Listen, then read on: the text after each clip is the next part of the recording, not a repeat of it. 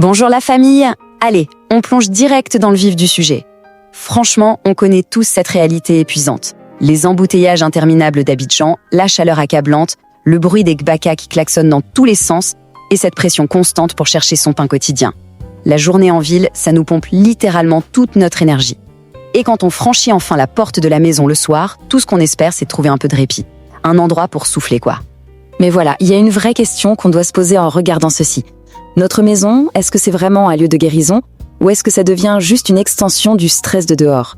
Parce que, soyons honnêtes, parfois passer le pas de la porte, c'est un peu comme quitter le champ de bataille de la rue pour atterrir dans une autre zone de turbulence. Pourtant, l'analyse qu'on décortique aujourd'hui nous montre que ce n'est absolument pas une fatalité. Pas du tout. En fait, les sources mettent en évidence une comparaison super puissante. On y décrit le concept d'enfer comme un environnement rempli de problèmes qu'on ignore, de choses non résolues qu'on laisse traîner. À l'inverse, le paradis, ce n'est pas un endroit magique où les problèmes n'existent pas. Ça n'existe pas.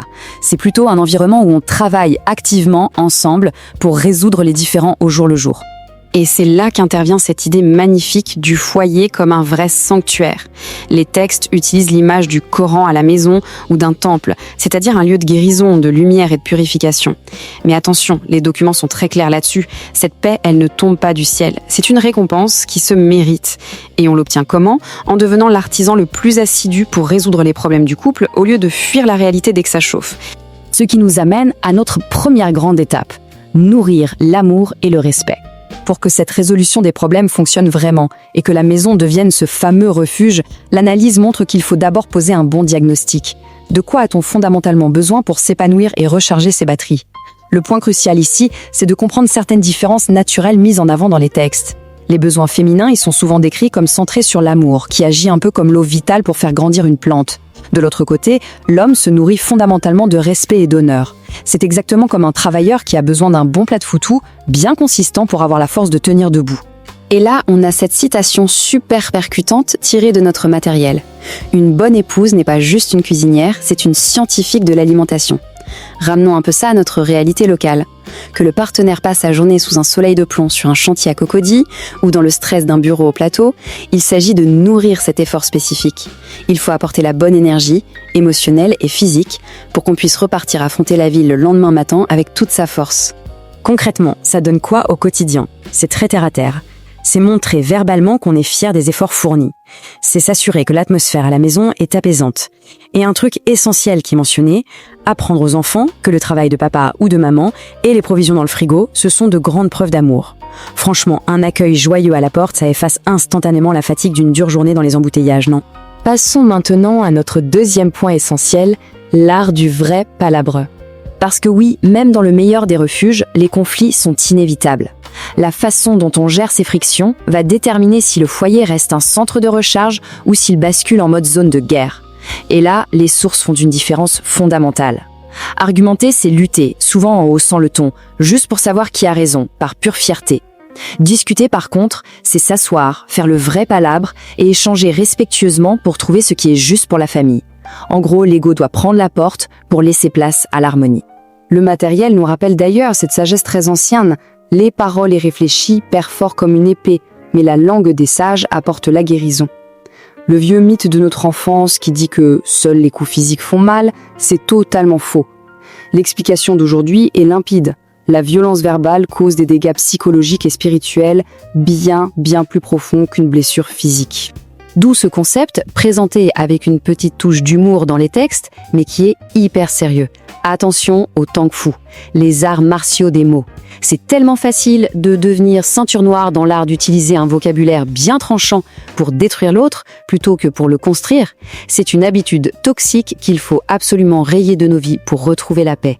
Alors, pour éviter de pratiquer ce fameux Tang Fu, l'analyse nous propose un outil de communication ultra pratique, la règle des 5 réflexions. C'est tout simple, avant de laisser exploser sa frustration, il faut 1. Penser à ce qu'on veut dire, 2. Le revoir mentalement, 3. Ajouter ou retirer certains mots agressifs, 4. Affiner la phrase pour ne pas blesser, et 5. Parler avec amour. Filtrer ces mots plusieurs fois comme ça permet de dire sa vérité sans pour autant briser la confiance.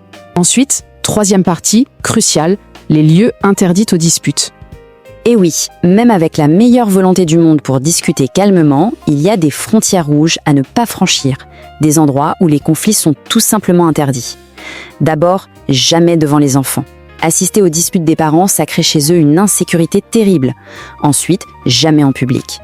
Que ce soit en plein milieu du marché ou assis tranquillement au maquis du coin devant une bonne braisée, exposer ses problèmes attire toujours l'intervention des autres et ça ne fait qu'empirer les choses. Et enfin, le lit. Le lit doit rester un sanctuaire strictement réservé au repos. Et pour finir, notre 4e et dernière étape, l'action simple pour demain. Parce que comprendre la théorie, c'est super, mais la vraie magie, elle est dans la pratique. Alors, qu'est-ce qu'on peut faire de concret pour changer l'ambiance à la maison? Première chose, détruire ce fameux mythe qui dit que le temps guérit toutes les blessures. La dure réalité exposée par nos sources, c'est qu'un problème ignoré, c'est comme une plaie qu'on ne soigne pas et qui finit par s'infecter. Les petits conflits qu'on balaie sous le tapis créent une telle distance émotionnelle qu'on peut finir par vivre sous le même toit avec un parfait inconnu. C'est pour ça que le matériel nous lance un vrai défi. Ne soyons plus de simples spectateurs, devenons des artisans de paix. Et attention, ce n'est pas du tout la même chose qu'être un gardien de la paix passif qui ferme sa bouche juste pour éviter les problèmes. Non, un artisan de paix, c'est quelqu'un de courageux, qui prend activement l'initiative de créer l'harmonie, même quand la situation est tendue. Et là voilà notre arme secrète pour demain. Prendre l'initiative et s'excuser, de manière très spécifique, pour sa propre part de tort. Pas une excuse vague juste pour qu'on nous lâche la grappe. Il s'agit de ravaler son orgueil, de voir ses propres erreurs ou ses ondes d'ombre et de demander pardon pour un fait bien précis. C'est littéralement le moyen le plus rapide pour faire fondre la rancœur. Pour boucler cette exploration, gardons cette question en tête. Quel petit pas est-ce qu'on va faire dès demain pour devenir cet artisan de paix ? Transformer notre foyer en un véritable centre spirituel de recharge, loin du brouhaha et du stress de la ville, c'est une décision de tous les jours. Ne laissons pas le bruit extérieur éteindre la lumière à l'intérieur de notre maison.